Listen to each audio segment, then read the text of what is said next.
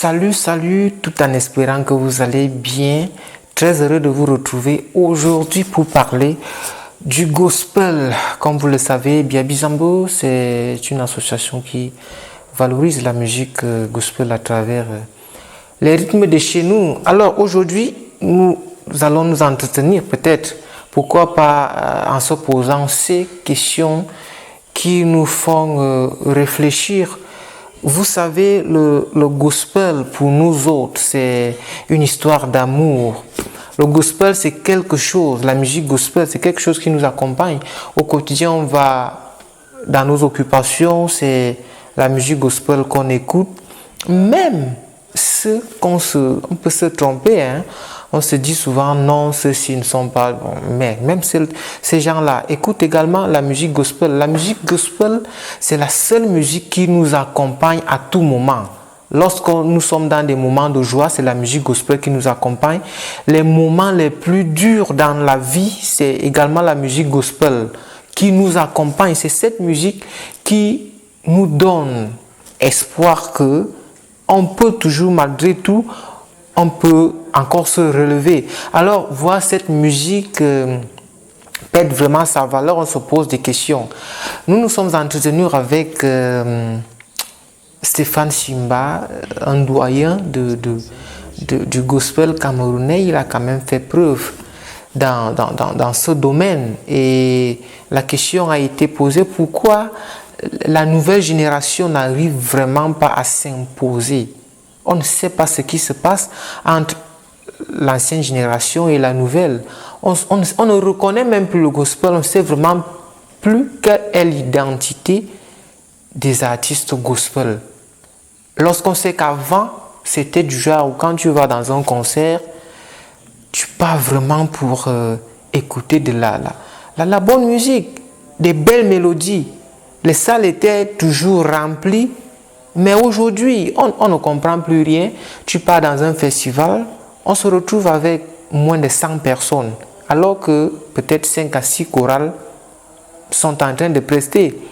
Et après même le passage de 2 ou 3 chorales, la salle se vide. On ne sait plus quelle est la cause. Pourquoi? Même aujourd'hui, on constate également ces chants qui sortent des singles à gauche, à droite, la musique, la mélodie même. On ne comprend vraiment pas le fond, le message. Quel est le message que vous êtes en train de véhiculer?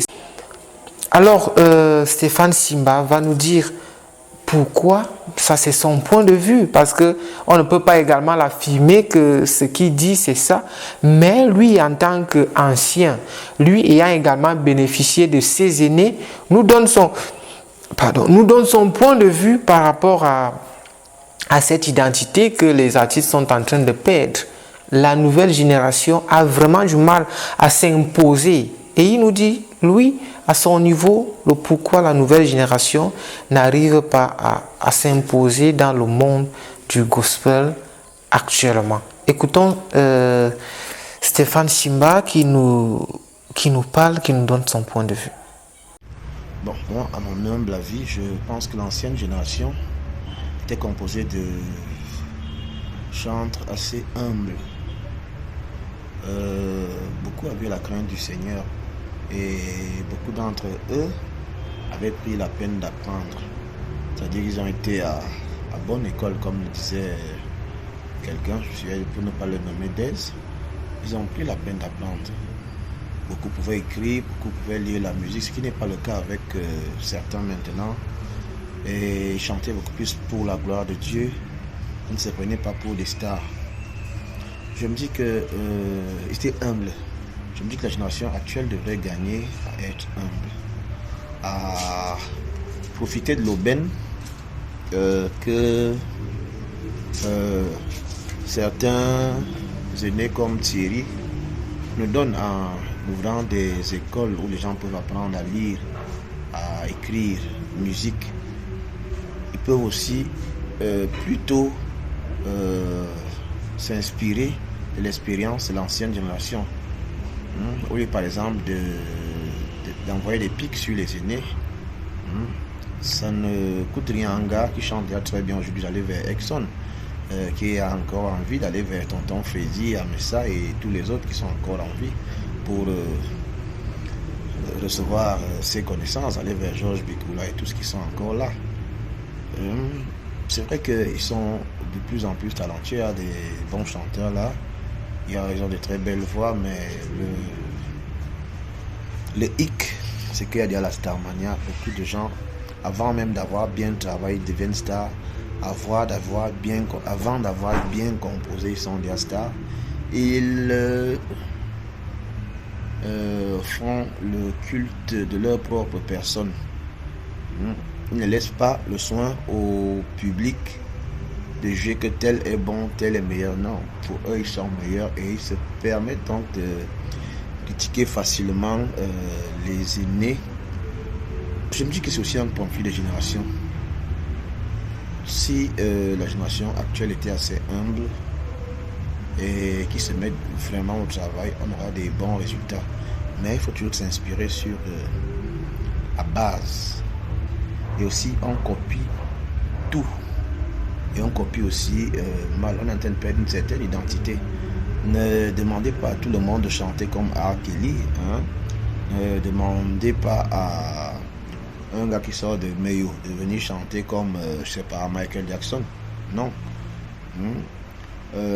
Medium Som avait sa façon de chanter, mais parmi les artistes, il y avait un public qui était acquis à Medium Som. Il y avait Monazan avait son public. Chacun a son style, chacun a son registre. Il faut que chacun cherche à exceller dans son style. D'ailleurs, que comparaison n'est pas raison. Il ne faut pas dire que parce que l'autre chante en aigu, l'autre a une voix un peu pas très nette.